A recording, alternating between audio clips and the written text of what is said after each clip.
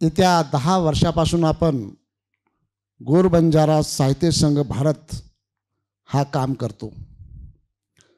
काम करताना ही संघटना निर्मिती कशी झाली, महत्त्वाचं म्हणजे सर्व नागपूर विद्यापीठांचे सर्व विद्यार्थी, माजी विद्यार्थी आमदार निवासासमोर बसलो होतो आम्ही सहज, आणि पहिले साहित्य संमेलन वाशिम इथे आयोजित करायचं होतं। आमचे खास जे साहित्यिक आहे डॉक्टर प्रकाश राठोड सर, मनोहर चव्हाण, होमसिंग, सर्व माजी विद्यार्थी आमदार निवासाच्या प्रांगणात आम्ही बसून होतो। आणि त्यावेळेस समाजातील काही साहित्य आहे, काही रचना आहे, समाजातील काही बदल करण्याकरिता साहित्याच्या माध्यमातून आपल्याला एक संघटन करायची आहे, आणि संघटनाच्या माध्यमातून आपल्याला कला क्षेत्रातील सांस्कृतिक कार्यक्रम किंवा समाजांचा प्रबोधन करणे या गोष्टी आपल्याला करण्याकरिता ही संघटना उभी केली। आणि संघटनेच्या माध्यमातून आपण 3 साहित्य संमेलन झाले, 4थे साहित्य संमेलन हैदराबाद इथे आपण आयोजित करत आहोत। आणि या समाजातील जो आत्माराम कन्हेराम राठोड साहित्यिक आपल्या समाजात होऊन गेला, तांड्यांची जे काही बोलके शब्द आहे, तांडा हा एक नम्रता आहे, तांडा एक संवेदनशील आहे, तांडा एक सुजशील आहे, तांडा एक सर्व समाजांचं म्हणजे आपण आराधना करणारा, म्हणजे गोर इन साईन वेस, कोर इन साईन वेस, सर्व समाजांचा आराधना करणारा हा समाज आहे। आणि समाजातील हा तांडाकार आहे, आणि तांडाकारांची दरवर्षी गोर बंजारा साहित्य संघ हा कार्यक्रम राबवतो। आणि याकरता अत्यंत महत्त्वाचे जे भूमिका बजावतात ते आमचे पत्रकार मनोहर चव्हाण अत्यंत अफाट मेहनत करतात। त्या मेहनतीला मला एवढं संघटनात बघतो, मी बी बाकीच्या समाजामध्ये बी संघटना बघतो, पण मनोहर चव्हाणसारखा एकटा माणूस मेहनत करतो। आम्ही करतो म्हणा, पण आमचं तेवढं सहभाग राहत नाही। संघटनेचे जे काही सदस्य असतील तेवढं म्हणजे थोडं म्हणजे कामामुळे किंवा कशामुळे तरी आम्ही मागं पडतो, पण याला म्हणजे खरंच दाद द्यावं लागेल ते आमचे मित्र महासचिव पत्रकार मनोहर चव्हाण। मला जन्मगाव नाही, मी ज्या वस्तीत जन्मलो त्याला तांडा असे म्हणतात। खरं तर तांडा काय असते हे आधुनिक जगाला माहीतच नव्हतं। तांड्याच्या व्यथा काय आहे, वेदना काय आहेत हे माहीतच नव्हतं। ते जगापुढे आणण्याचं खरं काम जर कोणी केलं असेल तर ते तांडाकार आत्माराम कन्हेरामजी राठोड यांनी केलेलं आहे। स्वातंत्र्यानंतरच्या काळामध्ये बंजारा समाजाचे जे काही लोकजीवन आहे, इतिहास आहे, हे सर्वप्रथम मांडण्याचं काम बळीरामजी पाटील मांडवीकर यांनी केलं होतं। त्यावेळेस संपूर्ण महाराष्ट्रामध्ये, भारतामध्ये जे काही बहुजन समाज आहे त्यावर फुले शाहू आंबेडकर यांच्या विचारांचा प्रभाव पडत होता। लोक लिहू पाहत होते, बोलू पाहत होते, विचार करू लागत होते। आणि अशाच मुशीमध्ये वसंतराव नाईकांचा तो कार्यकाळ होता। त्या काळांमध्येच वेगवेगळ्या चळवळी महाराष्ट्रामध्ये चालू होत्या। त्यामध्ये प्रामुख्याने एक चळवळ होती बहुजन चळवळ। या बहुजन चळवळीच्या मुशीमध्ये तांडाकार आत्माराम कन्हेराम राठोड हे जन्माला आले। त्यांचा जन्म 13 जानेवारी 1948ला पुसद तालुक्यातील दुर्गम खेडेगाव मोहा इजारा येथे झाला। अतिशय हलाखीची परिस्थिती असलेल्या शेतकरी कुटुंबात त्यांचा जन्म झाला। आणि जेव्हा आपण त्यांचे आत्मकथन वाचतो त्यामध्ये समजून येतं की त्यांना दुर्दैवाने 10वी पर्यंतही शिक्षण घेता आले नाही। पण त्यांची साहित्य संपदा जर पाहिली तर आपल्या लक्षात येईल की किती प्रचंड ताकदीचा हा साहित्यिक होता। खरं तर असं म्हणतात ना, जेव्हा व्यक्ती जिवंत असतो तेव्हा त्यांची प्रतिभा, त्यांचं महत्त्व समाजाला, लोकाला कळत नाही, पण जेव्हा ते हे इहलोक सोडून जातात तेव्हाच त्यांचं अस्तित्व, त्यांचं महत्त्व कळते। तसंच अगदी मित्र हो तांडाकार आत्मारामजी कन्हेराम राठोड यांच्यासोबत घडलेलं आहे। आज आम्हाला कळत आहे की किती प्रचंड ताकदीचं हे साहित्यिक होते। दया पवार यांचं बलुतं, लक्ष्मण माने ज्यांना पद्मश्री मिळवून दिलं उपरा ही कादंबरी, यांच्याच तोडीची तांडा ही कादंबरी खरोखर समाजासाठी भूषणावह आहे. अहो बघा ना, रोमन मॅगसेसे पुरस्कार विजेत्या महाश्वेता देवी यांनी या तांड्याचं रूपांतर इंग्रजी भाषेमध्ये केलेलं आहे. डॉक्टर वीरा राठोड यासारख्यांनी त्यांच्या एकूण साहित्य संपदेवर डॉक्टरेट म्हणजे PhD मिळवलेली आहे. आणि खरी प्रतिभा तांडाकार यांची जर ओळखली असेल तर ती आंबेडकरी चळवळीतील कार्यकर्त्यांनी ओळखली. अज्ञानी अशिक्षित समाजामध्ये त्यांचं महत्त्व काय कळणार. खरं तर विविध समस्यांनी ग्रस्त, संसाराच्या गाडा रेटत, वेगवेगळ्या संकटांना तोंड देत त्यांचं मार्गक्रमण चालू होतं, पण कोणीही त्यांना मदतीचा हात दिला नव्हता.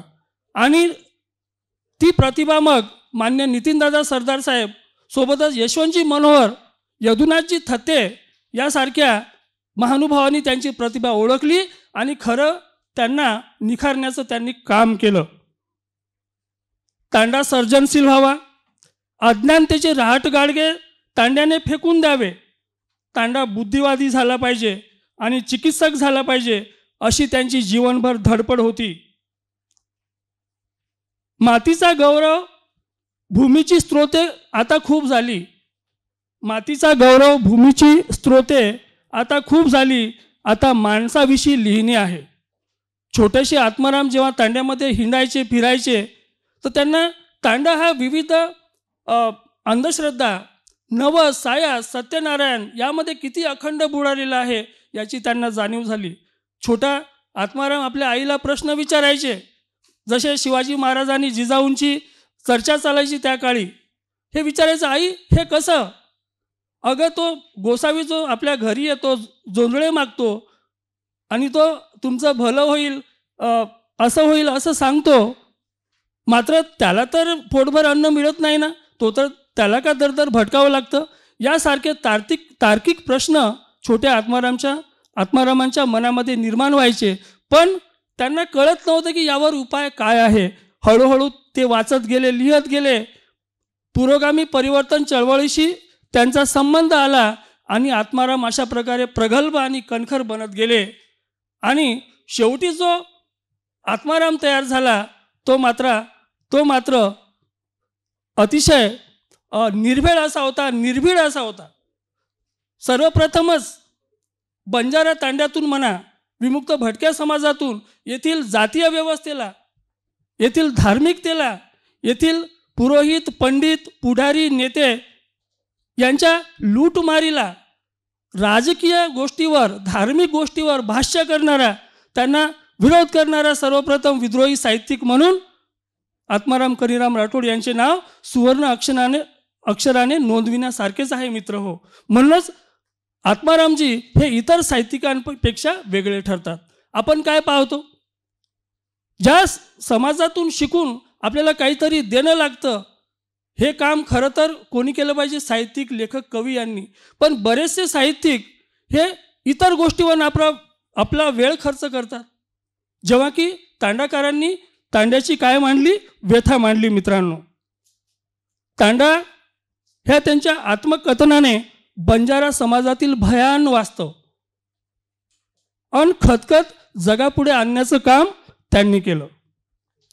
ते म्हणतात, बुद्धिशून्य परंपरेच्या चाकोरीत अन अज्ञानात सगळा तांडा देवधर्म, पूजा अर्चा, नवसायास आणि न पिकणाऱ्या शेतीवर मिळणारे सावकारी कर्ज या आधारे जगत होता आणि जगत आहे. या जोखडातून तांडा कसा बाहेर पडेल याचीच विवेचना आत्मारामांना लागलेली असायची. आणि अशा प्रतिभावंत लेखकेनं 12 लायर ओंदूर कार्य वजाळम लायर काम जर कोई की देवी है तो गोर बंजारा साहित्य संघ की दोस. सोबतच नितीनदादा सरदारे ओनून शेवटपर्यंत 7 मळीचं करणच वो जगे, जना कोई ओनून समजन कोणी लिहिदे काश जर समजेवे ते तो आज बंजारामाई कही प्रचंड असे ताकदीर साहित्य निर्माण वे वाढ. आजही बी साहित्यिक बळीरामजी पाटील आत्मारामजी राठोड, मोतीराज राठोड, गह राठोड, भीमनीपुत्र बापू, गणपतजी राठोड, कविमाई वीरा राठोड, विनायक राठोड, विशेष पवार, उदलभिया राठोड, सुरेशभिया राठोड काटोल आणि हे सारखे असंख्य मंडळी लकरीचं. पण समाजोपर कतराक अमल करायचं ही बी एक प्रश्नच. तर मग आजकाल जर मीडियम वाचेवियो गोरमाटी तांडेमाई भकम लोक शिगे शिळो मटन खान बीमार पडगे काही मरगे कसो छ. आपण निस्तू साहित्यच वाच्यान जर समाज अमलेम जर ओंदूर विचार लातोविय तो साहित्यर फळ मळो हानू केतू आहे कोणी. सुशिक्षित लोकच हे सामाजिक अंधश्रद्धामाई जास्त गुरफटार रेच आणि येंदूर अंधानुकरण ही भोळो समाज करतो रस. तो नक्कीच समाजानं हे वातेपर विचार करीच आहे. आताच देखोनी जे लोक पुरोगामी चळवळीवर हात पकडे काहीतरी परिवर्तन कर्यार बदल किदे खरो परिवर्तनेर बदल तो समाजीमय वसंतरावजी नाईक, बळीरामजी पाटील, मुडे गुरुजी इत्यादी लोक किदे व आपलो बानो बदलाय काहीतरी वेगळो किदे समाज ओनूनी वो टायमेन भांडो. पण आपण कळोच की ही जना आपण चेंज किदे परिवर्तन किदे जनाच शिगे समाजात प्रगती वी. जूज आता बेटे जवळ उच्च विद्या विभूषित जे वक्ताचं यार नंतर भिकरी याडी पुत्र डॉक्टर रमेश राठोड प्रचंड विद्वान मनक्याचं शायदच कोई गोरमाटी मनक्यावी ओंदू रात्री डिग्री लेवाळो. समाज ओंदून बी धिक्कारो पण हो सत्यर खोजेम निकळे, हो शांती सत्य समता येंदूर खोजेम निकळे. शेवटी व्यक्ती स्वातंत्र्याचं ओंदूर आपण व्यक्तिमत्वावर विचारावर आदर करतो आहे तरच आपण लोकशाही देशभराचा हानू आपण केतू आहे. आणि बंजारा तो पहिलेच लोकशाहीवादीचं तमने मालमचं ओंदूर आपण विचारावर स्वागत करा. जूच ओ टाईमेनं प्रचंड विरोध वियो आत्मारामजी राठोड येंदून ओंदूर विचार आतेर भ्रष्टाचारी प्रस्थापित व्यवस्थान पटकोनी ओंदून नाना तऱ्हेची त्रास दिने त्यांची प्रेस जाळण्यात आली, त्यांना त्रास देण्यात आला, कोणतीही मदत देण्यात आली नाही. त्यामुळे ते जीवनभर उपरेपणाचेच जीवन जगले असं म्हणायला हरकत नाही. तांडाकारेनं ओ टायमेन लोक आणि समाज उपेक्षित आणि दुर्लक्षित किदे आजवर नामेर जय जयकार चालूच. जूच एकदन जे काही परिवर्तनवादी समाजावर विकासासारू जे काही बदल घडायर वाते करते विय ओंदूर बी एकदम नक्कीच जय जयकार विय करताणी. गोरबंजारा साहित्य संघेवरती जे राष्ट्रीय संघटक छ मनोहरभाऊ चव्हाण येंदूर कार्यानं आपल्यानं मानवू लाग्य.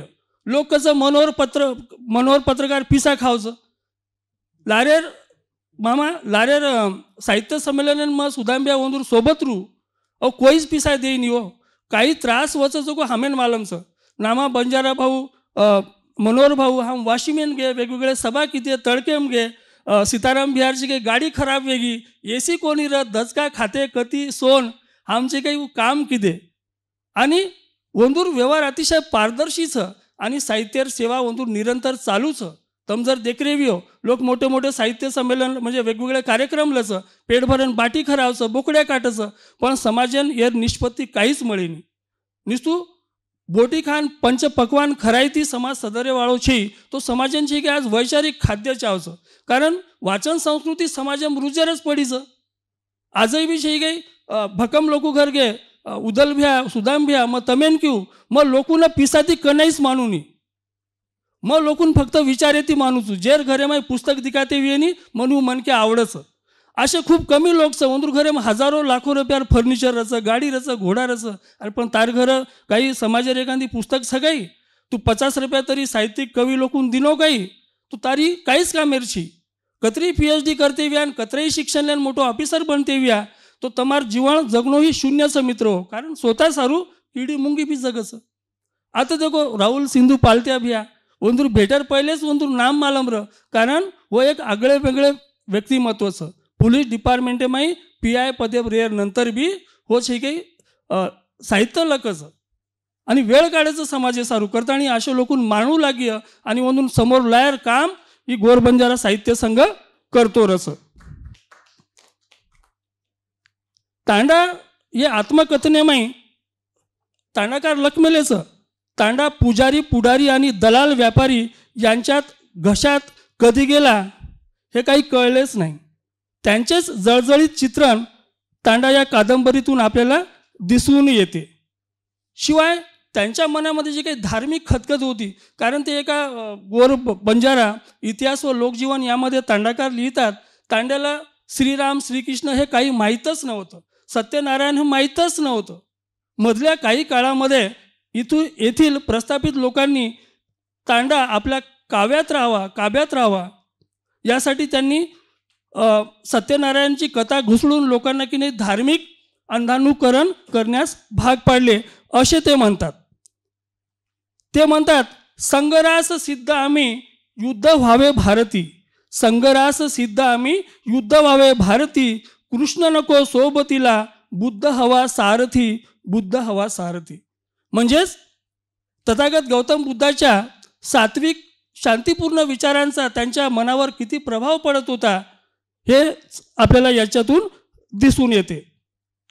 तांडा चिंतनशील व्हावा, अंधश्रद्धा बुवाबाजी यातून बाहेर पडावा, त्याने विज्ञान युगाची कास धरावी याची तळमळ आणि उद्वेग त्यांच्या संपूर्ण साहित्यातून आपल्याला दिसून येतो. त्यांची प्रचंड साहित्यिक संपदा आहेत. धरतीचे धनी, शेवादास लीलाचरित्र, लदेनी, गोर बंजारा इतिहास व लोकजीवन, काटे आणि कळ्या इत्यादी त्यांचे काही कवितासुद्धा प्रसिद्ध आहेत, प्रकाशित आहेत. शिवाय अनेक पुस्तकांना त्यांच्या पुस्तकांना पुरस्कारसुद्धा मिळालेला आहे. प्रसिद्ध हास्यकवी सुरेश राठोड म्हणतात, तांड्याचा मूक आक्रोश जगापुढे मांडला, तांड्याचा मूक आक्रोश जगापुढे मांडला, वंचितांच्या हितासाठी आत्माराम जीवनभर भांडला, जीवनभर भांडला. म्हणजे वो स्वतःसाठी त्यांनी काहीच मागितले नाही, त्यांनी उपरत जीवन जगलं. शेवटी तुम्हाला माहीतच असेल की 23 मेला यवतमाळ येथे ते उष्माघातानं मरण पावले. ते गेल्यावरच संपूर्ण समाज हळहळला. मध्यंतरीच्या काळामध्ये आत्माराम कुठे आहेत याचा शोध घेण्याची तसदी येथील बंजारा समाजातील काही उच्च विद्याविभूषित पुढारी नेते यांना कळलेच नाही, त्यांनी तसदी घेतलीच नाही. म्हणून असं म्हणता येईल, त्या काळी जरी आत्माराम आपल्याला कळले नाही तर यापुढे आपली जबाबदारी आहे. येणारे जे काही नव साहित्यिक आहेत, पोटाची खळगी करून विचार देणारे अनेक लोक आहेत, त्यांची आपण कदर करूया.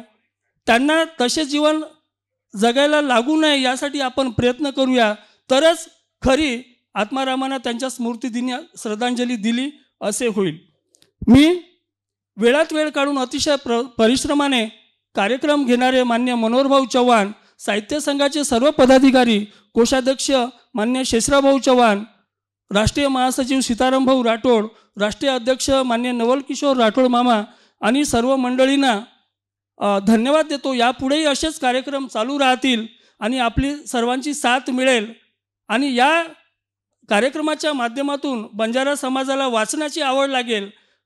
माझ्या या बोलण्यानंतर लोक 1-2 तरी पुस्तके स्वतःच्या खर्चानं घेऊन घरी ठेवतील, पूजा अर्चा न करता वैज्ञानिक दृष्टिकोन अंगीकारतील, तांड्याला समृद्ध, सर्जनशील, विचारशील, चिंतनशील, बुद्धिशील बनवतील अशी मी अपेक्षा व्यक्त करतो. मी आत्ताच हे एक पुस्तक जे विशेष अंक आहे आत्माराम कनिराम राठोड यांच्या स्मृतीनिमित्त, यामध्ये एक रचना आहे आणि ते इतके माझ्या मनाला प्रभावित करून गेली. ते असं म्हणतात, संगरास सिद्ध आम्ही युद्ध व्हावे भारती, सेनापती बुद्ध व्हावा कृष्ण नको सारथी.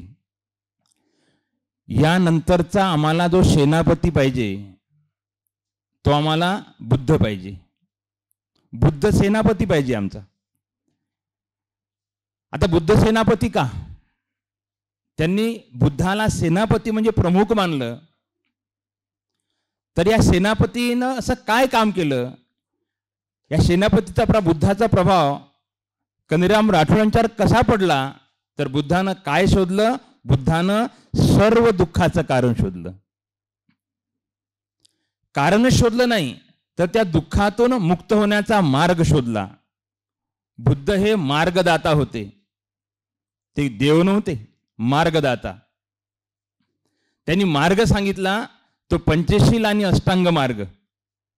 आपण ते वाचला पाहिजे, पंचशील आणि अष्टांग मार्ग. आणि पंचशील आणि अष्टांग मार्ग जर वाचला तर आमचं जीवन हे सुखमय होईल. कारण अष्टांग मार्गामध्ये जे त्यांनी सांगितली सम्यक दृष्टी, सम्यक दृष्टी. आता सम्यक दृष्टी म्हणजे काय?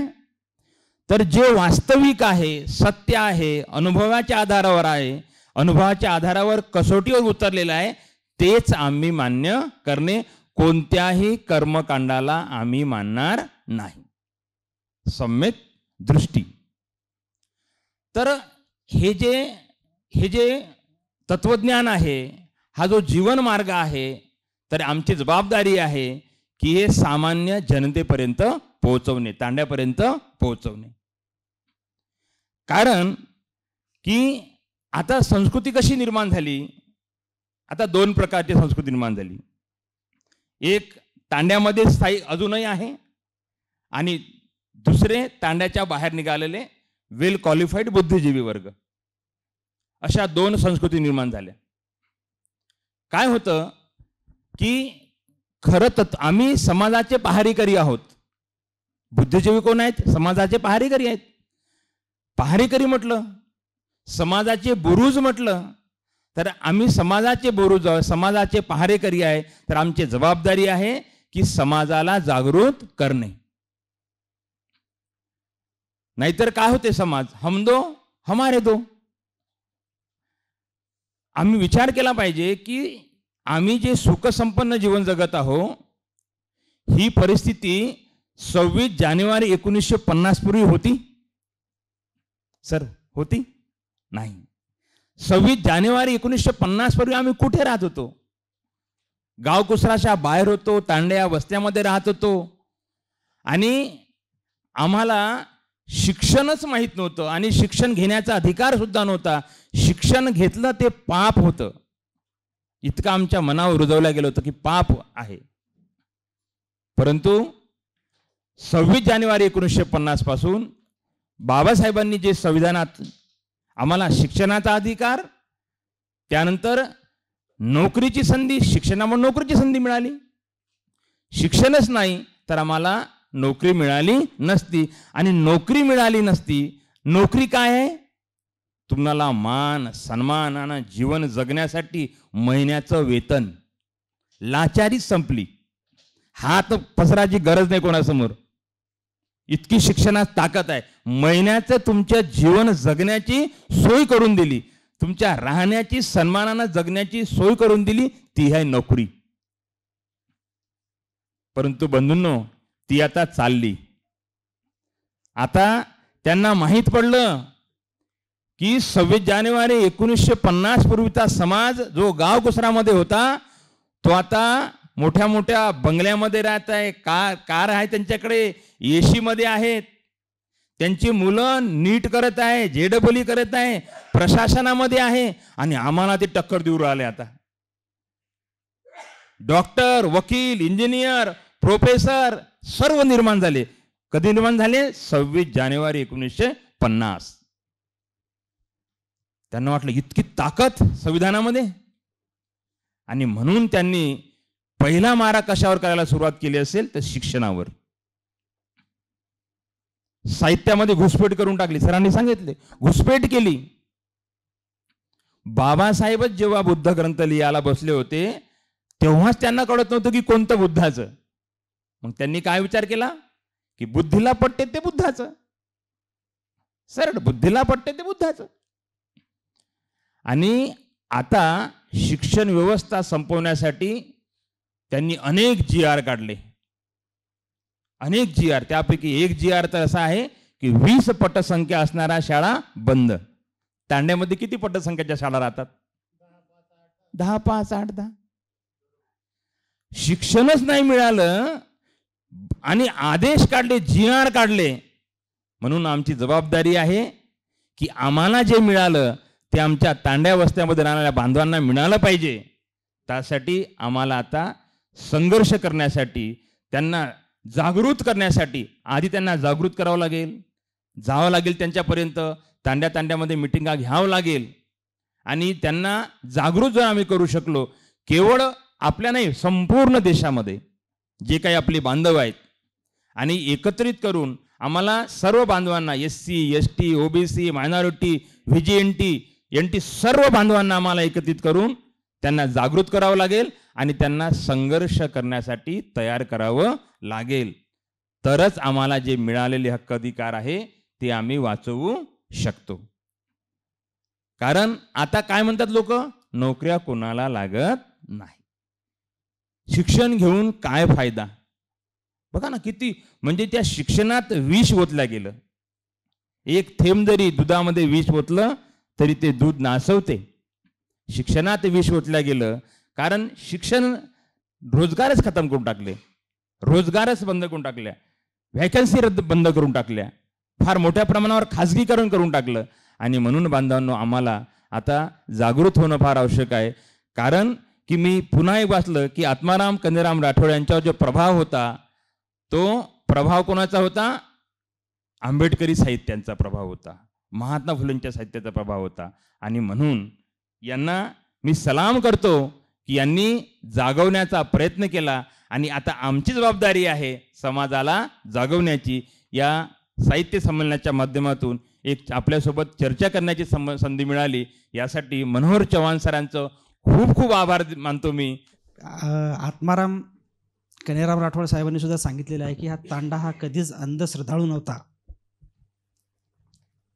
तांडात जसे जसे अर्धवट ज्ञानी शिक्षण घेऊन जसे जसे अर्धवट शिक्षण घेऊन जसा काही समाज बंजारा तांडामध्ये आला आणि तांडा हा अंधश्रद्धाळू झाला.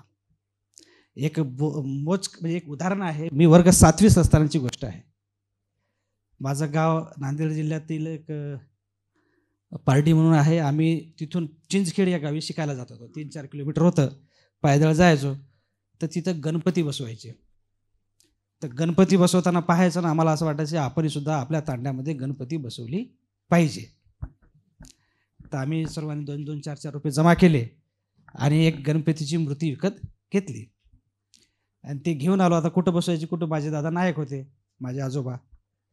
तर आम्ही असा विचार केला की आपल्या घरी कोठ्यामध्ये बसवायची. मग आलो आणि आम्ही आता सजावट वगैरे करत होतो म्हणून गणपती मांडली. समजा आता संध्याकाळी पूजा वगैरे करायची.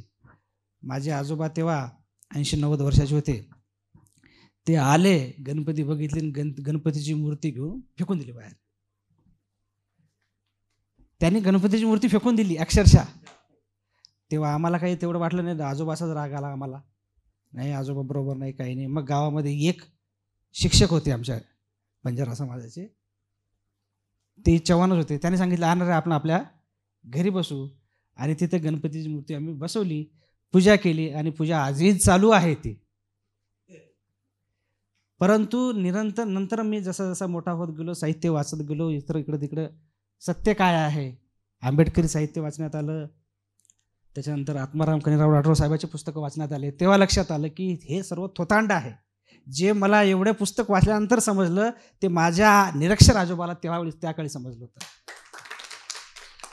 तर मला असं लक्षात आलं की निरक्षर तांडा जो होता तोच खरा तत्वज्ञानी होता. आणि जसं जसं आम्ही शिक्षण घ्यायला लागलो, मग आमचं शिक्षण कसं अर्धवट. मी एक कविता लिहिली होती, गोरमाटी तो डॉक्टर आंबेडकर कळो कोणी. त्याच्यातलं एक कडवं आहे की नोकरी मिळायपुरता किताब वाचो. आमचं शिक्षण कसं झालं माहिती आहे का, फक्त नोकरी मिळवण्यापुरता. तो डॉक्टर होतो, मोठमोठ्या डिग्र्या घेतो आणि त्याच्या दवाखान्यामध्ये गणपतीची मूर्ती बसवलेली असते. तर नोकरी मिळायपुरता किताब वाचो, खरं को खोटो कनाई कोणी जाचो. खरं को खोटो कनाई कोणी जाचो, आपले भाई सगान तू कनाई भळो कोणी, आणि गोरमाटी तो ना आंबेडकर कळो कोणी. डॉक्टर बाबासाहेब आंबेडकर आपल्याला कळालेच नाही आहे. आताशी एक मागं आमच्या जीवतीला आम्ही एक दिवाळी विशेषण काढतो, तेव्हा मला सांगितलं की लिहायचं आहे. तर मग काहीतरी लिहा तुम्ही. ते मी एक लेख लिहिला होता आणि ते लेख मी मनोहर भाऊलाही पाठवला होता. मनोहर भाऊने एका ह्याच्यात छापला होता. गोरमाटी आणि डॉक्टर बाबासाहेब आंबेडकर. बंजारा समाजातील काही जे अर्धवट ज्ञानी आहे, खूप शिकलेले आहे, डिग्र्या खूप असतील त्यांच्या, पण ते ज्ञानी नाही. यांनी जाणून बुजून डॉक्टर बाबासाहेब आंबेडकरांविषयी मत, जे कुलुषित मत लोकांच्या बंजारा समाजाच्या मनात तयार केलेलं आहे. त्याचं एक उदाहरण आहे, ते मी एका कथेच्या रूपात लिहिलेलं आहे. ती मी कथा नाही सांगणार, परंतु तुम्हाला थोडा सारांश सांगतो. आणि विशेष करून इथं आमचे नवलकिशोर मामा बसलेले आहे. बंजारा समाजामध्ये ज्याने थोडीफार प्रगती केली आहे तो यवतमाळ जिल्हा, आणि यवतमाळ जिल्ह्याने हे सर्व पसरवलेलं आहे लोकांच्या मनात.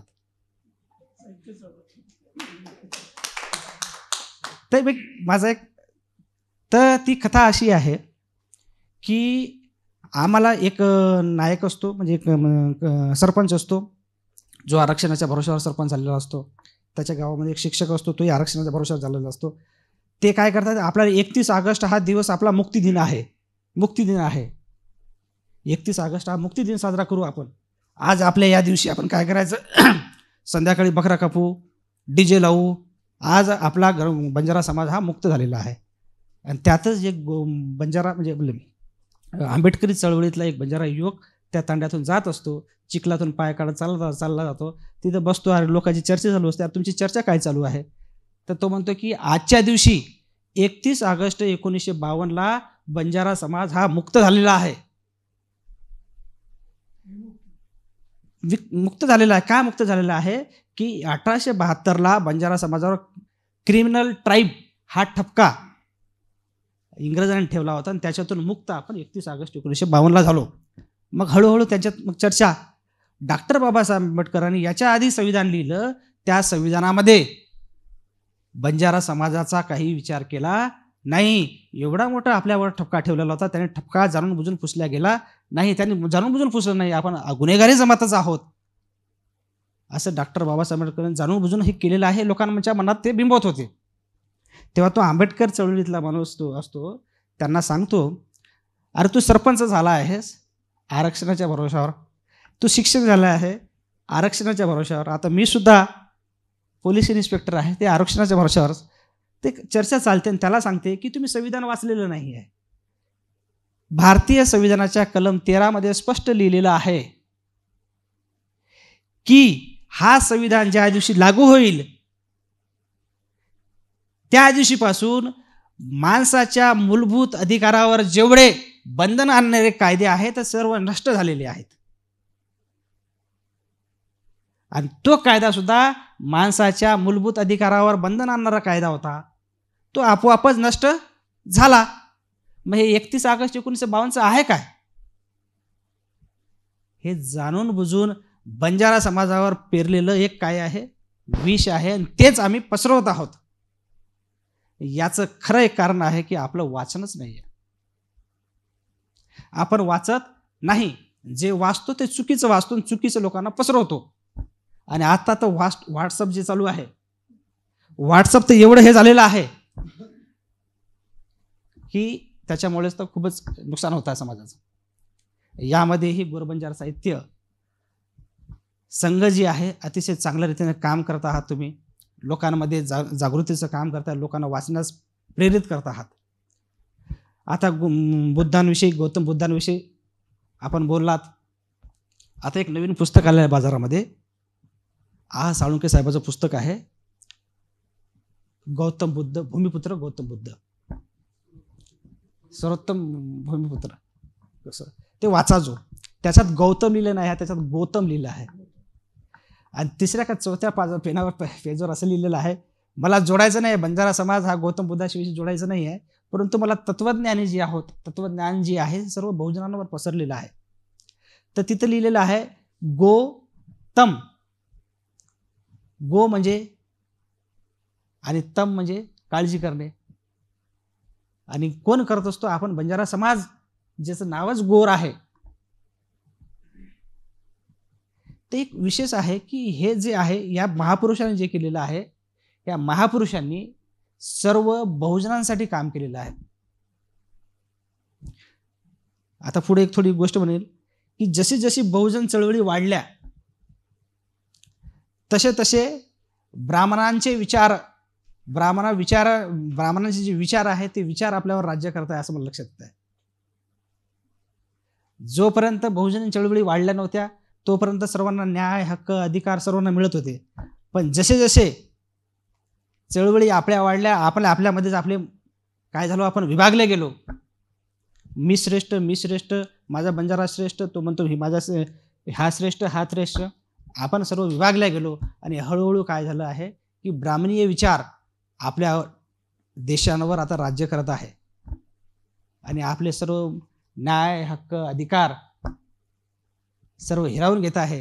आणि तुम्हाला कल्पना नसेल, परंतु मी पोलीस खात्यात काम करतो, किती ढवळाढवळ चालू आहे हे तुम्हाला मी सांगू शकत नाही. असं आहे, एवढी ढवळाढवळ चालू आहे आता की पुन्हा जर जसं झालं तर तुमचे न्याय, हक्क, अधिकार सुद्धा हिरावल्या जाईल.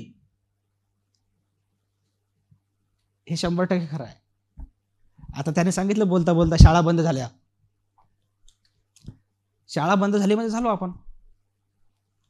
आता आपण याच्या मागे लागलो, मंदिराच्या मागे लागलो. आपण दुसराच म्हणजे जे गोष्ट आवश्यक आहे ते गोष्ट आपण सोडत आहोत. तर हळूहळू आपण जागृत होऊया. पण जागृत होताना आपण सर्वजण एकजूट होऊया. जेवढा 85% बहुजन समाज आहे, आपला सर्व समाज आपण एकजूट जर झालो तर अवश्य या आपण ब्राह्मणी विचारांना आपण आळा घालू शकतो. आपण विखुरलेला गेलो नाही पाहिजे, आपण सर्व एकत्र आलो पाहिजे. एवढंच मला सांगायचं आहे. आजचा दिवस आत्माराम भाऊंच्या लिखाणाला, त्यांच्या सर्व कार्याला उजाळा देणारा दिवस आहे आणि त्यांच्या जीवनातील अनेक गोष्टीवर आपण भाष्य करू शकतो. परंतु बंजारा समाजामध्ये जन्मलेला हा माणूस इतका विद्वान, बंजारा समाजाचं नाही तर बंजारा समाजाची एन्सायक्लोपीडिया ज्याला आपण म्हणू शकतो, अशा संशोधक वृत्तीचा माणूस, 8वा वर्ग 10वा वर्ग पास असलेला माणूस, पुस्तकं वाचत असताना रात्रभरातून मोठ्यातलं मोठं पुस्तक वाचून मोकळं करून त्याच्यातले जिष्ट समजून सांगणारा माणूस, अनेक डॉक्टरेट त्यांना मिळाव्या इतक्या उंचीचा प्रतिभावान माणूस आमच्यामधून ते गेलं. त्याचं आम्हाला आजही दुःख आहे. परंतु त्यांची संशोधक जी वृत्ती होती, वाचनाचा छंद, बंजारा जे तीर्थक्षेत्र आहे त्या क्षेत्राचा इतिहास, त्याचे सामाजिक जीवनावर होणारे परिणाम, त्याचं सूक्ष्म असं अभ्यास करून त्याचं विश्लेषण करणारे, ते समजून घेणारे, तांड्यावर जीवापार प्रेम करणारा असा माणूस, तांड्याच्या विकासासाठी अहोरात्र झटणारा माणूस माझ्या जीवनामध्ये मी आत्माराम भाऊमध्ये मी पाहिला. पुष्कळ लोक ही जी चर्चा करतात किंवा त्याच्याविषयी बोलतात, आत्माराम भाऊची परिस्थिती हलाखीची होती, त्यांच्याजवळ खायला नव्हतं वगैरे वगैरे, ही गोष्ट दादांत चूक आहे आणि खोटी आहे. त्यांचे मोठे भाऊ मोहाज इजारा जे आहे पुसदच्या बाजूला, त्या गावातल्या शाळेचे मुख्याध्यापक होते. आजही त्यांच्या नावाची शेती आहे, घर आहे मोह्याला. मी अनेकदा जाऊन आलो त्या गावामध्ये. आणि त्यांची काहीतरी आर्थिक लाचारी झाली आणि मग लाचारीतून त्यांनी बुद्धाचा स्वीकार केला आणि मग ख्रिस्ताकडे आले वगैरे, असं नाही प्रकरण. त्यांनी बुद्धावरही प्रेम केलं आणि ख्रिस्तावरही प्रेम केलं. त्यांची सत्यशोधक जी वृत्ती होती, प्रत्येक धर्मातून, प्रत्येक विचारातून त्यांनी प्रेरणा घेत तांड्याला कसं मोठं करता येईल हे त्यांचं स्वप्न होतं. आणि म्हणून त्यांनी जे काम केलं, त्यांनी साहित्य क्षेत्रातली जी सेवा केली, ती बायस नव्हती, ती पोटापाण्याचा प्रश्न सोडवण्यासाठी नव्हती, ती त्यांची साधना होती, ती त्यांची सत्यशोधक वृत्ती होती. आणि ख्रिस्ताकडे आणण्यासाठी आम्ही नाही त्यांना सांगितलं, त्यांनी येशू ख्रिस्ताला आपल्या जीवनामध्ये स्वीकारत असताना त्यांनी बायबल वाचलं, अनेकदा वाचलं आणि त्याच्यानंतर त्यांनी बुद्धानंतर येशूला देखील पसंत केलं, आपल्या जीवनामध्ये त्यांनी आपलं स्थान दिलं. ते अतिशय संवेदनशील, जागरूक असे व्यक्तिमत्व होतं. समाजाची पुनर्बांधणी व्हावी याच्यासाठी तांड्याचं मागासलं पण जावं, भारताच्या मुख्य प्रवाहातला मुख्य भाग म्हणून तांड्यांनी आपलं काम करावं असल्या प्रकारचं त्यांचं मत होतं.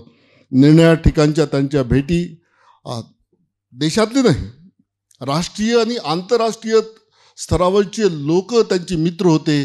त्यांच्याशी त्यांचा संवाद सापायचा. आणि तुम्ही म्हणाल की बा आत्माराम भाऊ तो मराठी होता, त्याचं तर 10वी शिक्षक होतं, मग इंग्लिशमध्ये कसं ते बोलायचं. महाश्वेता देवी, डॉक्टर टॉम्बोल असेल किंवा इतर जे लोक या भारतामध्ये आले, त्यांच्यासोबत दुभाषिक घेऊन त्यांनी काम केलं. त्यांनी मला एका मोठ्या माणसाची ओळख करून दिली, ते म्हणजे रणजित नायक, ज्यांना मी पापा नायक म्हणायचो, जे बेल्लारी भागातले होते. त्यांच्यासोबत आणि दुसरे एक आमचे मखराम काका पवार जे मरण पावले, त्यांच्यासोबत मला छत्तीसगडच्या मुख्यमंत्री जेव्हा अजित जोगी ते देखील वारले, त्यांच्याकडे जाऊन बंजारा जो समाज तिथं OBCमध्ये आहे, त्यांना ST किंवा SC कॅटेगरीमध्ये कसं टाकता येईल त्यासाठी आमचे प्रयत्न चालू आहे. त्यांच्यासोबत मला गुजरातमध्ये जाता आलं, त्यांच्यासोबत मला वटांगडीला जाता आलं, त्यांच्यासोबत मला सेवागडला जाता आलं. हे सर्व जे पाहत होते, हे जे काम होतं, आणि रणजित नायक तर त्यांचं जे काम आणि बंजाराप्रती असणारं समर्पण, आर्किटेक्ट माणूस, मुंबईमध्ये मोठ्या ठिकाणी बांद्रामध्ये त्यांचं मोठं ऑफिस, तिथं घेऊन त्यांनी आपल्या आर्किटेक्टच्या बिझनेसमधून मिळालेला पैसा संपूर्ण समाजासाठी लावून टाकला. बिलकुल शेवटपर्यंतचे जे पैसे त्यांचे होते, सेवागडला जे मंदिर बांधायचं होतं त्यावेळेला त्यांनी सर्व लोकांकडून आपल्या जवळची सारे पैसे देऊन टाकले आणि समाजाच्या प्रती त्यांनी आपली संवेदना, मी त्यांचा अतिशय ऋणी आहे. मी आणि आत्माराम भाऊ, एक सोनिया गांधी येणार होती भाऊ दिग्रसला, आणि दिग्रसला सोनिया गांधी येणार आणि त्या अनुताई राठोडच्या शेतावर सर्व लोक बसले होते चिंतन करत, आणि सारा वांदा भाऊ कोण कुठं हार टाकायचा आणि कोण कुठं राहायचं, कोण वरती जायचं, शेवटी ठरलं कोणीच जाणार नाही, फक्त आपले रणजित नाईक साहेब फक्त त्या ठिकाणी जातील. त्यांनी म्हटलं साहेब, आपलं हे तर संपणार आहे, आयुष्य आपलं संपणार आहे, किती वेळ मी भांडत राहील. मला बंजारा समाजाला एक दृष्टांत लिहायचा आहे, एक स्वप्न लिहायचं आहे, माझं बंजाराप्रती जे समर्पण आहे त्याच्यावर. मी आणि आत्माराम भाऊ बसलो 5-10 मिनटं आणि पट आम्ही एक दृष्टांत लिहिला, बंजारा समाजासाठी माझं स्वप्न काय. आणि तो लिहिला आणि त्यांना दाखवला. त्यांनी पाहिलं, त्यांनी हा दृष्टांत फार सुंदर आहे, याला कसं करता येईल. म्हटलं आम्ही नागपूरला येतो, इथून आम्ही प्रिंटिंग करतो. त्या रात्रीतून दादा आम्ही 5 भाषेमध्ये, इंग्रजी, मराठी, हिंदी, गोरमाटीमध्ये हा संपूर्ण, आणि तेलुगू भाषेमध्ये 5 भाषेमध्ये हा दृष्टांत लिहिला आणि पहिली प्रत सोनिया गांधीच्या हस्ते दिग्रस या ठिकाणी ती प्रसारित झाली. मला हे सांगायचं आहे की जो समाज स्वप्न पाहत नाही तो संपत जातो. स्वप्न पाहणारे लोक जिवंत असतात. विदाऊट विजन पीपल पेरिश असं म्हटलं आहे. आणि म्हणून समाजाच्या लोकांनी स्वप्न पाहिजे, प्रगतीचे स्वप्न पाहिले. आणि तांडा कधीही भाषेपुरती, जातीपुरती किंवा स्थानापुरती मर्यादित नव्हता. तांड्या नेहमी वैश्विक होता. तांड्यातला माणूस वैश्विक होता. याचं कारण तुम्हाला सांगतो. याचं कारण आहे की बंजारा गणामध्ये जी उत्पत्तीची गोष्ट आहे ती अशी, कचिरो मटिरो पुतळा बनायो, वरमाई जीव बसायर तोता उत्सर्गेने चालोरा. आमची निर्मिती जी आहे ही सर्वोच्च परमप्रधान परमेश्वर, आकाश पृथ्वी चंद्र सूर्य तारे निर्माण करणाऱ्या प्रभूनं आमची निर्मिती केली आहे. आम्ही पुनरावृत्ती न होणारा अशी देवाची हस्तकृती आहो. आम्हाला जातीयतेच्या बंधनात कोणी अडकू शकत नाही. We are one. आम्ही एक आहोत. आमचं व्यक्तिमत्व वेगळं आहे. त्याच्यामुळं तांड्याला कोणत्या जातीच्या बंधनात अडकण्याचं काम नाही. ज्यांनी असल्या प्रकारची अस्मिता आपल्या जीवनामध्ये स्वीकारली तो माणूस कोणाला गुलाम करत नाही आणि तो कोणाचा गुलाम होत नाही. तांड्यानं हे नेहमी वैश्विक धोरण पाळलं. मी असं मानतो, उमरी गावामध्ये आमचा अर्धा गाव तांडा आहे आणि अर्धा गाव विविध समाजाची वस्ती आहे. आजही त्या गावातले लोक आमच्यावर त्यांच्या भावा बहिणी एवढंच प्रेम करतात. मला असं पुष्कळदा म्हणायला वाटते की तांड्याची माझ्यावर उपकार आहे. तांड्यानं आम्हाला प्रेम दिलं, तांड्यांनी आम्हाला समता स्वीकारली, तांड्यांनी आम्हाला आमच्या कमजोऱ्याचं स्वीकारलं. हा जो दैवी गुण आहे हा तांड्यानं राखून ठेवला. आणि म्हणून तांडा या संपूर्ण देशाचा नाही, या संपूर्ण जगाचा तांडा व्हावा. असल्या प्रकारचं प्रेम, असल्या प्रकारची प्रेम भावना त्या ठिकाणी होती. मित्रांनो, मी जी गोष्ट महत्त्वाची सांगत आहे, आयडेंटिटी क्रायसिस हा या भारत देशातला सर्वात मोठा क्रायसिस आहे. इकॉनॉमिक क्रायसिसपेक्षा आहे. आमची ओळखच, परमेश्वरी ओळख इथल्या जाती व्यवस्थेने अशी पुसून टाकली. आम्हाला जातीच्या, धर्माच्या, धंद्याच्या नावामध्ये विभागून टाकलं. तो आहे, तो आहे, तो आहे. ही ओळख पूर्णतः नष्ट करण्यासाठी आपले तांडाकार आत्माराम भाऊ बायबलच्या उत्पत्तीच्या पुस्तकामध्ये ते अस्मिता शोधतात, ती ओळख शोधतात जी कोणी पुसू शकत नाही, कोणी त्याला दाबू शकत नाही. ती ओळख ते स्वीकारतात.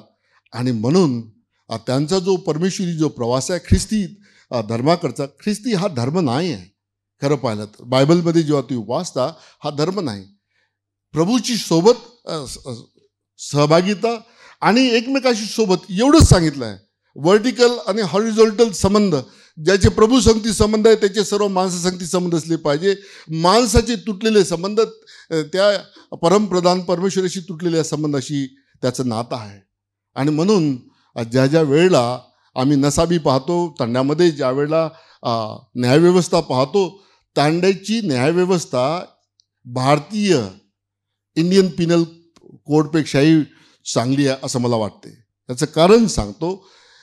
जेव्हा आम्ही चोरी करतो तर त्याला कायदा तो चोर आहे म्हणून म्हणतो. आता तुम्ही या ठिकाणी आहात, पोलीस खात्यामधले अधिकारी, त्याला चोर म्हणून टाकतो. त्याचं पुनर्वसन नाही होत. त्याच्यावर त्या IPCच्या कलमा लागतात आणि त्याला गुन्हेगार म्हणून त्याच्यावर ते शिक्का लागून जातो. पण तांड्यामध्ये तसं नाही. तांड्यात तुम्ही गुन्हेगारपणा करतात, तुम्ही वाईट वागतात, तेव्हा पंचमंडळी एकत्र बसून त्याचा न्याय करतात, त्याचा दंड करतात आणि त्याला तांड्याबाहेर नाही काढत, तर तांड्यात ठेवून त्याच्यामध्ये त्याच्या जीवनाची पुनर्बांधणी करतात, त्याला नवीन नीतिमूल्य देतात आणि त्याला डिस्कार्ड किंवा त्याला काढून टाकत नाही. प्रेमानं गोंजारून वडील लोकांच्या अधिकारामध्ये अकाउंटेबिलिटी, बांधिलकी देऊन त्याच्या जीवनामध्ये पुनर्बांधणीचं काम करतोय. इंडियन पिनल कोडमध्ये फक्त तुम्ही गुन्हेगाराला गुन्हेगार म्हणू शकता. गुन्हेगाराला पुन्हा परत येण्यासाठी, माणूस बनण्यासाठी तांडा मदत करते. आणि म्हणून तांड्यातली नसाबी ही भारतीय कायदे व्यवस्थेपेक्षा मोठी आहे, कारण तांड्याची पुनर्बांधणी झाली पाहिजे असं त्यांना वाटायचं.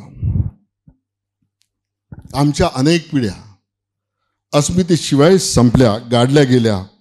ज्या विचाराला गाडायचं काम होणं गरजेचं होतं, तो समाज त्या लोकांची पूजा करायला लागला. हे आत्माराम कनीराम राठोड यांचं दुःख होतं. जो विचार गाडला पाहिजे त्याच वेगळ्या पद्धतीनं त्या गुलाम करणाऱ्या प्रवृत्ती त्यांच्या तांड्यामध्ये येऊ लागल्या, हे त्याचं दुःख होतं. ते रोखण्यासाठी त्यांनी अनेक प्रकारचं लिखाण केलं. अनेक ठिकाणी ते बोलले, निर्णया व्यासपीठावर ते बोलले. डॉक्टर बाबासाहेब आंबेडकर असं म्हणतात, आम्ही पहिले आणि नंतरही भारतीय आहोत. आणि आत्माराम कनीराम राठोड तशाच पद्धतीनं समोर जाऊन म्हणतात, आम्ही पहिलेही माणूस होतो आणि आजही माणूस आहे. कोणी त्याला जातीच्या आणि नावाच्या किंवा धंद्याच्या विरोधाखाली त्याचं अवमूल्यन कोणी करू नये, हे वारंवार आत्माराम भाऊच्या जीवनातून त्यांनी मांडलं. मग आमची अस्मिता कोणची आहे? आम्ही पहिले हिंदू, मुस्लिम, ख्रिश्चन, इस्लाम आहो का? नाही. आम्ही ते नंतर स्वीकारलं. आमची पहिली जी ओळख आहे, आम्ही सर्वोच्च परमप्रधान, ज्याला महात्मा ज्योतिबा फुले निर्मिक म्हणतात, त्या निर्मिकाचा पुनरावृत्ती न होणारा असं आम्ही दैविक आपत्ती आहो किंवा दैवी निर्मिती आहो त्याच्यापेक्षा आम्ही खाली नाही. आणि ते ईश्वराच्या लाडके आहोत. आम्ही सुंदर आहोत सर्वांगानं. आईच्या उदरातून निघालेला प्रत्येक व्यक्ती हा परमेश्वरी आहे. तो वैश्विक आहे माणूस. त्याला देशांच्या सीमेत भाषांच्या सीमेमध्ये आम्ही बंदिस्त करू शकत नाही. हे जर आम्ही करतो तर निर्मिका विरुद्ध आणि निर्मिती विरुद्ध सर्वात मोठं पाप आहे असं आम्ही मानलं पाहिजे. काय जबरदस्त त्याची विचारसरणी होती. आणि हे जे सत्य आहे त्यांनी ते बायबलमधून घेतलं आणि ते कोणाचे गुलाम झाले नाही, पैशासाठी नाही. एका लेखनामध्ये, लोकमतच्या एका लेखामध्ये हजारो रुपये त्याच्या वाट्याला टाकणार. रात्रभर 10 मिनिटामध्ये लेख एखाद्या विषयावर लिहायचा आहे तर लिहून मोकळा होऊन जायचं. इतक्या प्रतिभा संपन्न माणूस भुका कसा राहू शकते हो? भुका ठेवण्याचा प्रयत्न काही लोकांनी केला पण तो भुका नव्हता. त्याची भूक तांडा होती. तांड्याचा विकास होता आणि तांड्यासाठी पाहिलेलं स्वप्न होतं. त्यांना असं वाटलं की तांडा हा वैश्विक झाला पाहिजे. तांड्याचे संबंध अमेरिकेशी आले पाहिजे, तांड्याचे संबंध चायनाशी आले पाहिजे, तांड्याचे संबंध जपानशी आले पाहिजे. आणि तांड्यानं आपला प्रवास फक्त स्थिरावण्यासाठी नाही तर विकासासाठी केला पाहिजे. आणि ती उंची त्यांनी गाठण्याचा प्रयत्न केला. आणि तांड्यांनी एका मर्यादित क्षेत्रात स्वतःला गुंफून जाऊ नये. तांड्यामध्ये ज्या प्रतिभा आहेत, तांड्यामध्ये ज्या ओरल ट्रॅडिशन ज्याला म्हणतो, मौखिक परंपरा आहे, त्या किती सुंदर आहे याचं विश्लेषण त्यांनी जगापुढे मांडलं. तुम्हाला माहीत नसेल, नॉर्वेचा राजा हा बंजारा समाजाचा आहे. नॉर्वेचा बंजारा समाज, ज्याला जिप्सी किंवा रोमो बंजारा म्हणतो आपण, युरोपमध्ये आहे.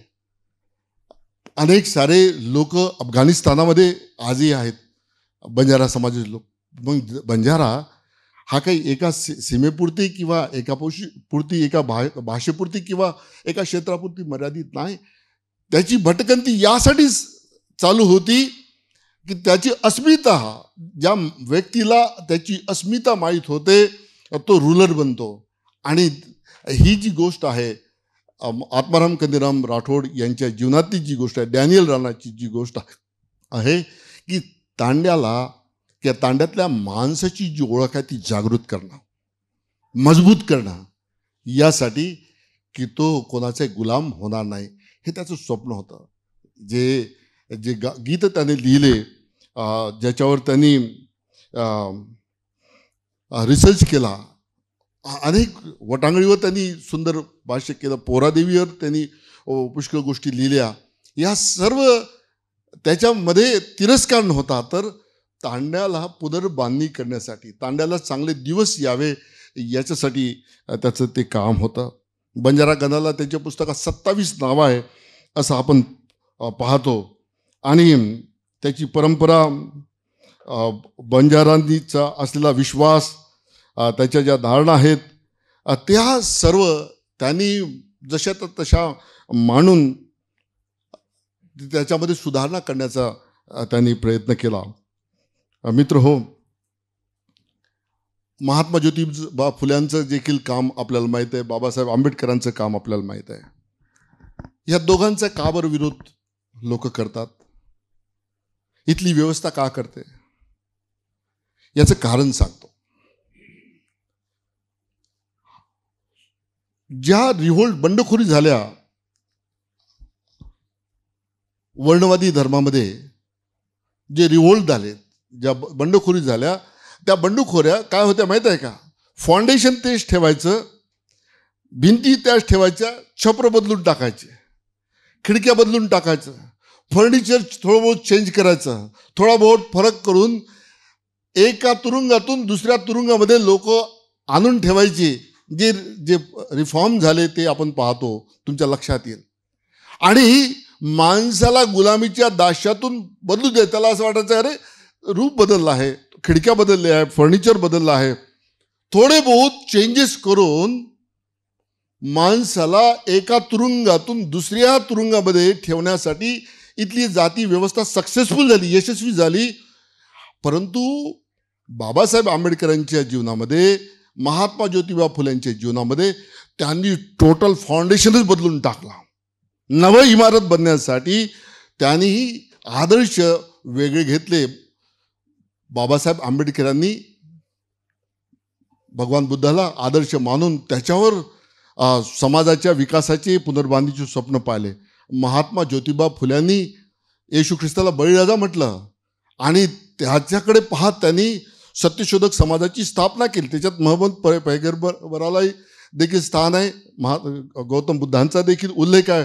पण ख्रिस्ताच्या संदर्भात महात्मा ज्योतिबा फुले असं म्हणतात, ख्रिस्त सर्व ग्रंथ मैदानी आणती, वाचुनी दाविस्ती स्त्री पुरुष, भटासह मांगा पोटाशी धरती, व्यवहार करीती रोटी बेटी, त्यास ठावे सत्य तेच सिद्ध करी, निववी अंतरी सर्वजना, सर्व खंडी दावी नाते भावंडाचे, पुत्र निर्मिकाचे ज्योती म्हणे. महात्मा ज्योतिबा फुल्यांनी नवीन फाउंडेशन पाहिजे, या जुन्या फाउंडेशनवर, पायावर नवीन इमारत जर आम्ही बांधू, त्याच्यात सुधारणा आणू, तर ते जुनं घ्यावं लागेल. आणि ती मानसिकता नको, म्हणून नव्या फाउंडेशनवर, नया पायाभूत सत्यावर त्यांनी आपला आपला आपला आपला आपला समाज मुक्त करण्याचा, आझाद करण्याचा, लिबरेट करण्याचा प्रयत्न केला. आणि हे स्वप्न देखील आत्माराम कनीराम राठोड साहेबांचं देखील होतं, भाऊंचं होतं, की माझा समाज जुन्या मानसिकतेतून, कुचकिया आणि ज्याच्यामध्ये माणसाची अधोगती आहे, माणसाचं अवमूल्य नाही, माणसाच्या सुंदरतेला कायमा फसण्याचं जे काम करणारी धारणा आहे, तिला नेस्तनाबूत करण्यासाठी म्हणून त्याने बुद्धापासून ख्रिस्तापर्यंतचा प्रवास केला. तांड्यापासून बुद्धापर्यंत, बुद्धापासून ख्रिस्तापर्यंतचा जो प्रवास आहे, हा पुनर्बांधणीचा प्रवास आहे. आजचा दिवस असा आहे की या दिवसासाठी त्यांनी स्वतःचा आपल्या स्मृतिदिन आपल्यासाठी आजच्या दिवस तो नितीन भाऊन सांगितलं की, आणि यशवंत मनोहरांनी सुद्धा आपल्या त्यांच्या पुस्तकामध्ये सांगितलेलं आहे की आत्माराम हा माणूस असा होता की त्यांनी तांड्याबद्दलचा, तांड्याचा ध्यास घेतलेला होता. तांडामध्ये का सुधारेल, तांड्याने आपल्या वाईट प्रथा, परंपरा, चालीरीतीमधून कसं बाहेर पडेल, आणि विशेषतः तांड्यांनी तांड्यामधून बाहेर पडावं, हे एक त्याचं चांगलं घोषवाक्य होतं की तांड्यांनी आता आपलं तांडा पण सोडून, तांड्यातून बाहेर पडून जगाकडे पाहावं.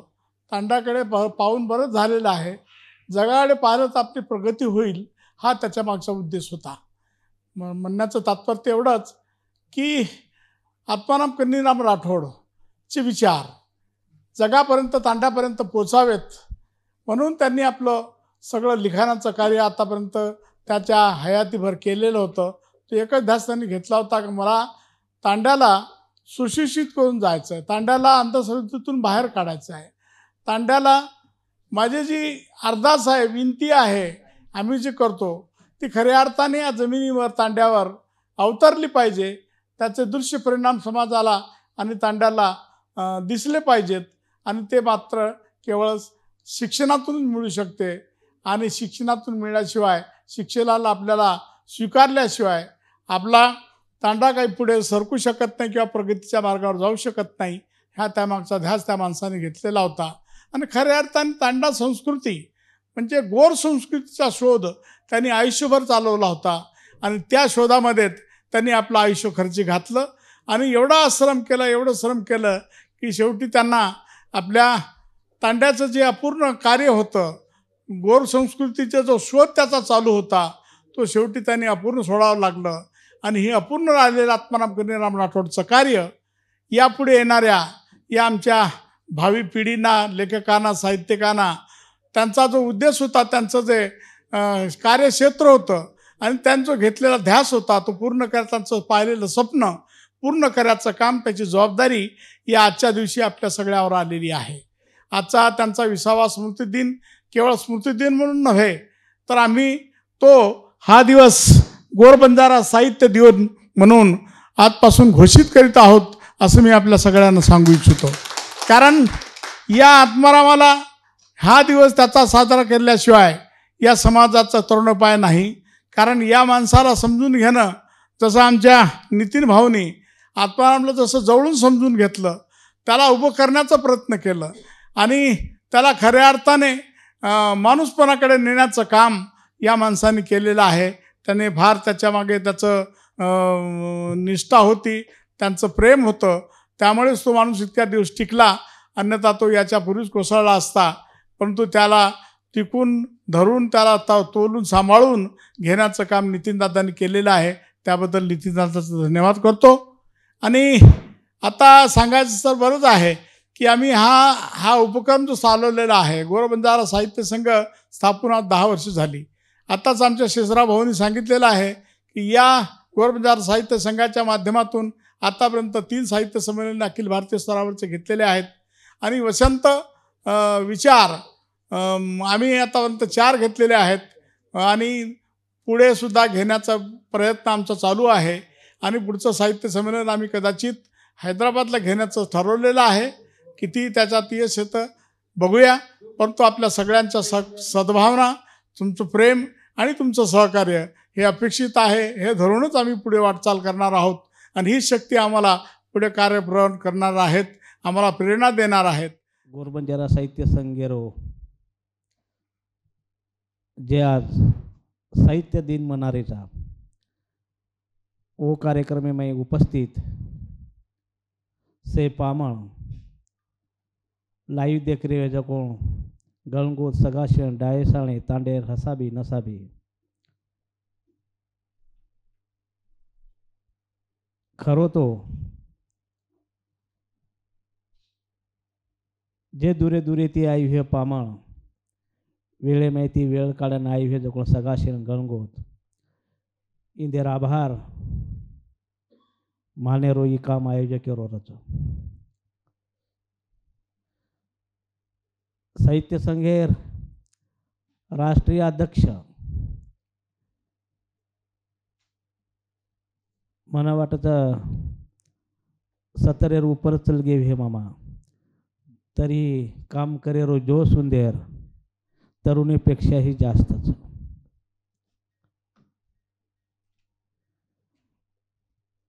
मामा साहित्य संघेर जे अध्यक्ष नवल किशोर मामा ये नागपूर मज सुपर क्लास 1 अधिकारी हुए ते कदाचित बकम सारी लोकून माहिती कोणी हे उंदेर सुद्धा आपण आता आभार मानेंचे आहोत. ओसोज कदाचित 2014 मै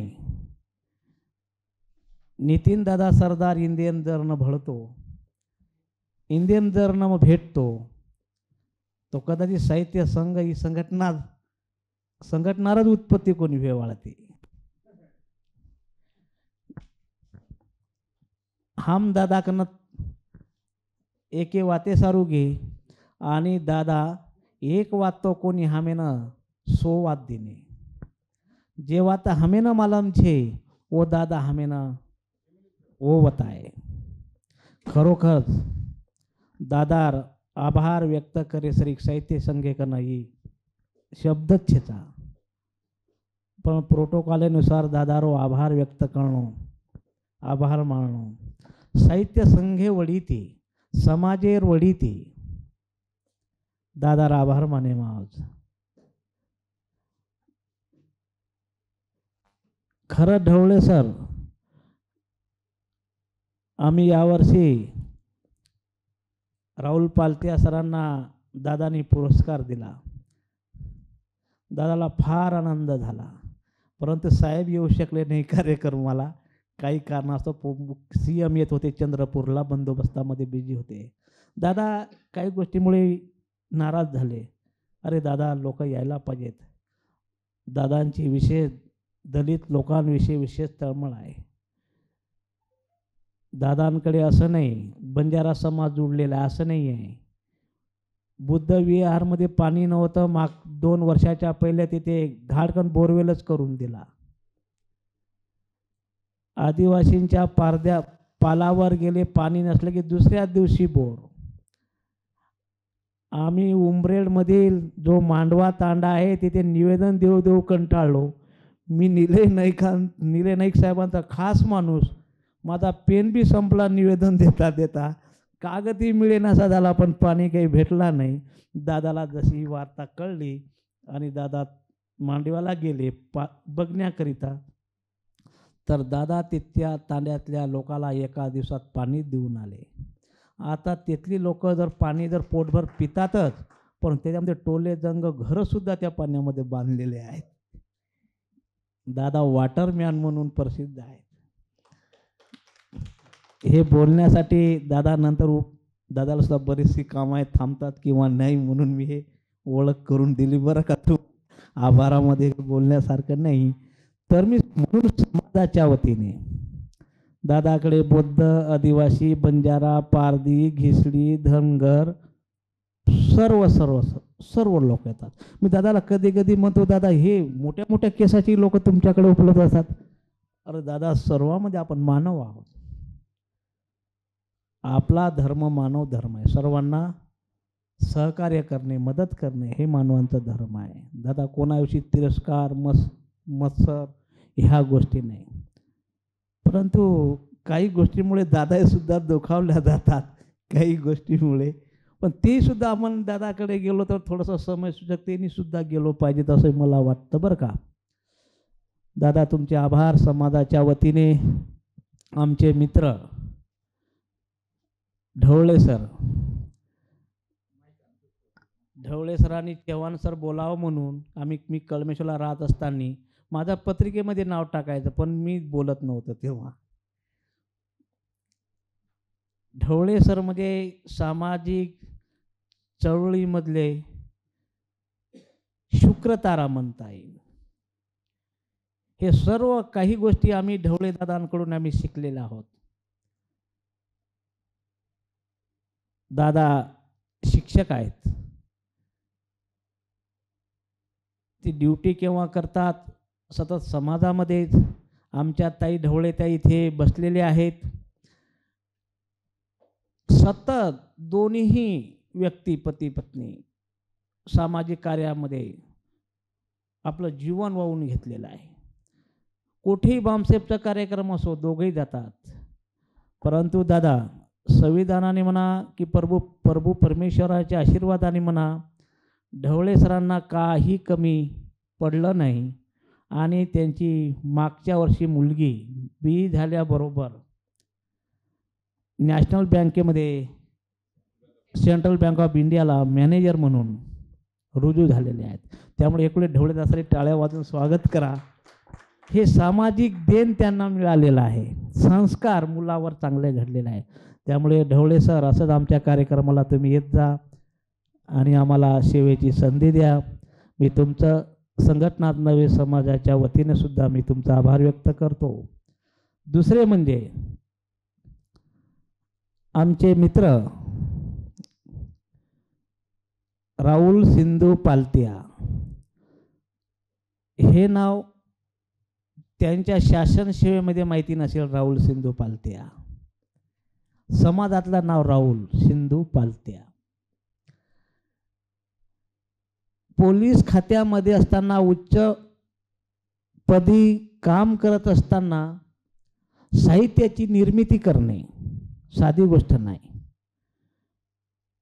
जी गोष्ट साधी नाही ते शक्य करून दाखवणारे आमचे सिंधू पालतिया, त्यांचा विशेष मला आभार व्यक्त करावा असं वाटतो. कोरोनाच्या काळामध्ये घुगरी घालेरो त्यांचं पुस्तक माझ्या प्रकाशनच्या वतीने आम्ही सुरुवातीला 1000 कॉपी काढली होती दादा. नंतर 5,500 ते 6,000 कॉप्या माझ्या प्रकाशन थ्रू महाराष्ट्रामध्ये पोचल्या. घुगरी घालेरो पुस्तक, इव्हन त्यांचं जे काही पुस्तक आहे 500 लायब्ररीमध्ये महाराष्ट्रातल्या आम्ही पोचवलेले आहे पोस्टाने. याच्या शासकीय ग्रंथालयामध्ये सुद्धा घुगरी घालेरो मागितलं तर तुम्हाला मिळून जाईल. त्याचबरोबर ते कवी आहेत, साकीकार आहेत, प्रबोधनकार आहेत आणि शासन सेवेमध्ये जो सरळ होत नाही त्याला 2 हाणून सरळ बी करणारे आहेत. एवढी भूमिका बजावणारे आमचे राहुल पालत्या खरंच समाजाचा ते पोरिया तारा आहेत. अशा पोरिया तारांचा सुद्धा समाजाच्या वतीने साहित्य संघाच्या वतीने आभार मानणं आमचं कर्तव्य आहे.